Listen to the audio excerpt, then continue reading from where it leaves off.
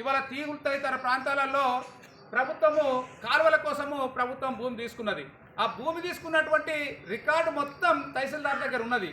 మరి ఆ భూమికి తహసీల్దార్ గారు పేమెంట్ చేసినటువంటి రికార్డు కూడా తహసీల్దార్ గారి దగ్గర ఉంది, ఇరిగేషన్ డిపార్ట్మెంట్ ఇచ్చినటువంటి డబ్బు. కానీ అయినా కూడా గత 3 సంవత్సరాల కింద 4 సంవత్సరాల కింద అట్టి భూమి సంబంధిత రైతుల యొక్క పాస్బుక్లలో ఎంట్రీ అయ్యి మరి ఈ 3 సంవత్సరాల కాలంలో ఆ భూమి నమోదు కావటం లేదు. దీనికి కారణం ఎవరు? దీని మీద ఏమడిగినా మీ సేవలో దరఖాస్తు పెట్టుకో అంటాడు తహసీల్దారు. ఏమని పెట్టుకోవాలి సార్ అంటే వాళ్ళకి చెప్పడానికి పెద్ద కోపం. ఒక ఆయన మిస్సింగ్ దాని కింద పెట్టుకో అంటాడు, ఒక ఆయన ఇంకో దాని కింద పెట్టుకో అంటాడు.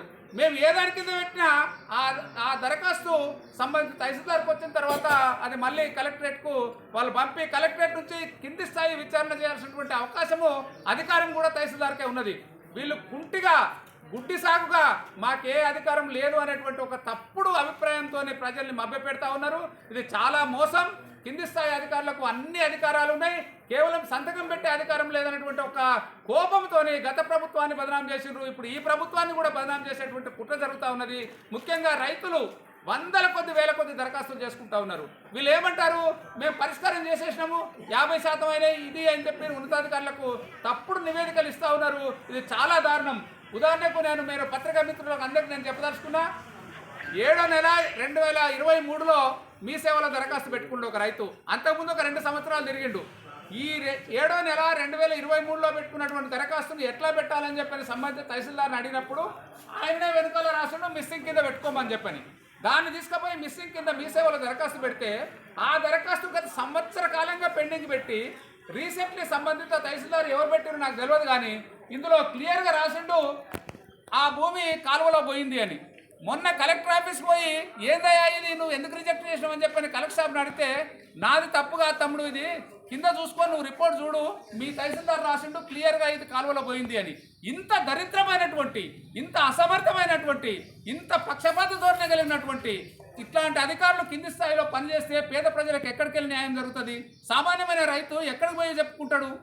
ఎంఆర్ఓ దగ్గరికి పోతే మీ సేవ పొమ్మంటాడు, మీ సేవ ఆయన దగ్గరికి పోతే తహసీల్దార్ దగ్గర పొమ్మంటాడు, వీళ్ళు ఇద్దరు దగ్గరికి పోతే కలెక్టరేట్ పొమ్మంటాడు. కలెక్టరేట్ పోతే ఒక్క ఫైలు నీవు ఒక మండలంలో 25 గ్రామాలు ఉన్నటువంటి తహసీల్దారే కనీస అవగాహన లేకుండా అన్ని రిపోర్ట్స్ సబ్మిట్ చేసిన తర్వాత కూడా ఆ భూమి కాలువలో పోయిందని రిపోర్ట్ చేస్తే మరి కలెక్టర్ ఆఫీస్లో ఇన్ని మండలాలు ఉన్నటువంటి కలెక్టర్ ఆఫీస్లో వాళ్ళు ఇంత మొత్తం ఫైల్ చూసి చేయగలుగుతారా?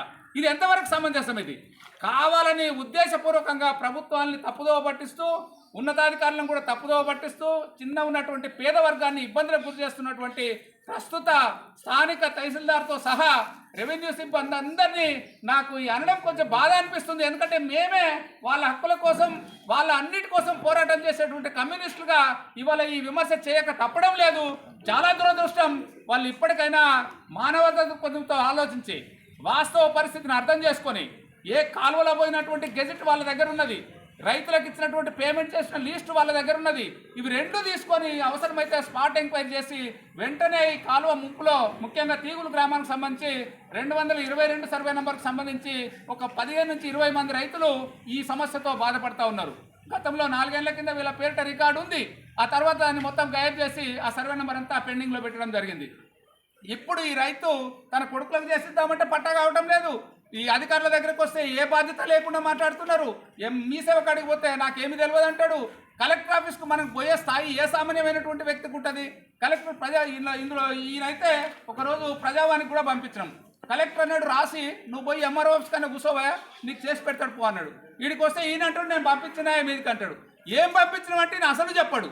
ఆడికి పోయిన తర్వాత మొన్న తహసీల్దార్ కలెక్టర్ ఆఫీస్లో పెద్ద గొడవ చేసి అసలు ఏం జరుగుతున్నది, మీరు ఎందుకు ఇట్లా చేసిండ్రు అంటే చూడగా నా తప్పు కాదు, మీ ఎంఆర్ఓ గారు పంపిన రిపోర్టు ప్రకారంగా నేను రిజెక్ట్ చేసిన. ఇప్పుడు మళ్ళీ ఏం చేయాలి? రైతు మళ్ళీ మీ సేవలో దరఖాస్తు పెట్టుకోవాలి. ఒక్కొక్కసారి